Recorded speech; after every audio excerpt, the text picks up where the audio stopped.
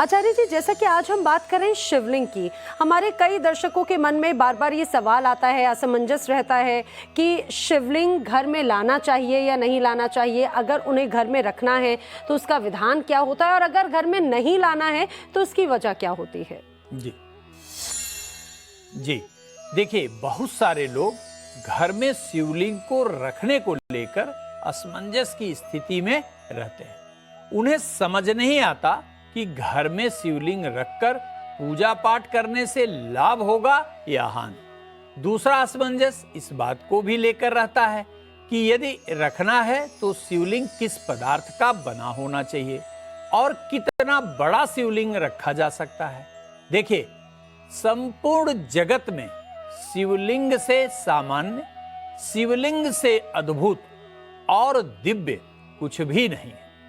यह परम सत्य है कि शिवलिंग पर मात्र जलाभिषेक करके आप अपने जीवन के संपूर्ण मनोकामनाओं को पूरा कर सकते हैं। भगवान शिव को अत्यंत दयालु और भोला भाला कहा जाता है। दर्शकों, आप अपने घर के मंदिर में भगवान शिव का शिवलिंग बिना किसी संकोच के रख सकते हैं, लेकिन जैसा मैंने बताया कि भगवान शिव को भोला कहा जाता है तो भाला भी कहा जाता है। यदि आपके घर में शिवलिंग रखकर नियम पूर्वक आचरण होता है तो निश्चय ही भगवान शिव अपने स्वभाव के अनुरूप अर्थात दयालु अथवा भोले स्वरूप में आपकी समस्त मनोकामनाओं को पूर्ण करते हैं।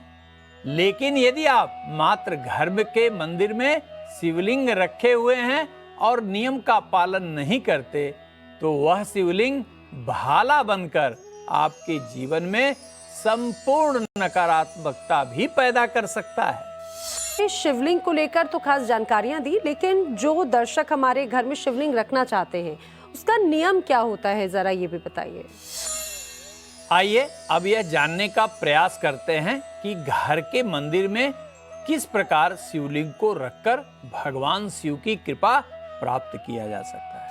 देखिए दर्शकों, घर के मंदिर में आप पारद का बना शिवलिंग या स्फटिक का बना शिवलिंग रख सकते हैं, लेकिन यह सदैव ध्यान रखना चाहिए कि शिवलिंग गृह स्वामी के हाथ की उंगलियों से अधिक ऊंचाई का नहीं होना चाहिए। वो भी कितनी उंगलियां? 3 उंगलियां, तर्जनी, मध्यमा और अनामिका।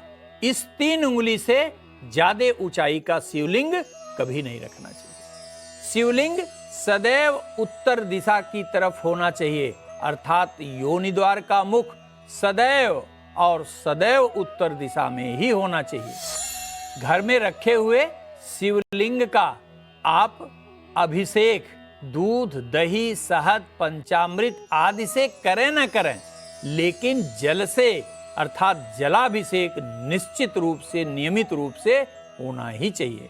अन्यथा यह शिवलिंग भाला बनकर त्रिगुण की नकारात्मकता उत्पन्न कर जीवन को नरक बना देगा। कई नियम आपने तो बताए, लेकिन एक और लोगों के मन में सवाल ये होता है कि अगर कोई अपने घर में शिवलिंग की स्थापना कराते हैं, पूजन करते हैं, तो क्या ऐसे परिवार कभी भी अपना घर खाली नहीं छोड़ सकते, या फिर ये कहा जाए कि वो नियम आखिर किस तरह के होते हैं? जी, बड़ा महत्वपूर्ण सवाल है आपका। आम लोगों के मन में भी होता है कि अगर शिवलिंग रखे हैं तो रोज अभिषेक कैसे करेंगे, लेकिन यहाँ आप ध्यान से सुनिएगा दर्शकों, यहाँ स्वाभाविक रूप से आपके मन में यह आ सकता है कि शिवलिंग रखने के बाद तो कहीं आप आ ही जा नहीं सकते। ऐसा बिल्कुल नहीं है। आप शिवलिंग रखकर निश्चित रूप से अपने कार्य हेतु जा सकते हैं। देखिए, मजबूरी और मनबढ़ाई में अंतर होता है। भगवान शिव आपकी मजबूरी और मनबढ़ाई दोनों को अच्छी तरह समझ सकते हैं।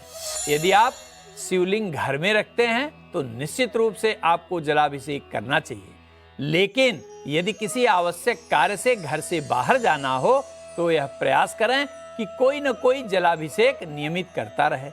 और यदि यह संभव न हो सके तो पत्थर अथवा पीतल से बने कटोरी लीजिए और उस पात्र में शिवलिंग को रख दीजिए और अच्छी तरह से जलाभिषेक करके उसको वैसे ही छोड़ दीजिए। भगवान शिव से यदि आप बाहर जा रहे हैं तो यह प्रार्थना करिए कि हे प्रभु, मुझे आवश्यक कार्य हेतु कुछ दिनों के लिए बाहर जाना है और इस दौरान मैं जलाभिषेक नहीं कर पाऊंगा, कृपया मुझे क्षमा करिएगा। यह प्रार्थना कर आप अपने कार्य हेतु बाहर जाइए। न केवल आपका कार्य सिद्ध होगा अपितु भगवान शिव का आशीर्वाद भी आपको प्राप्त होगा। आचार्य जी, वो लोग भी इंतजार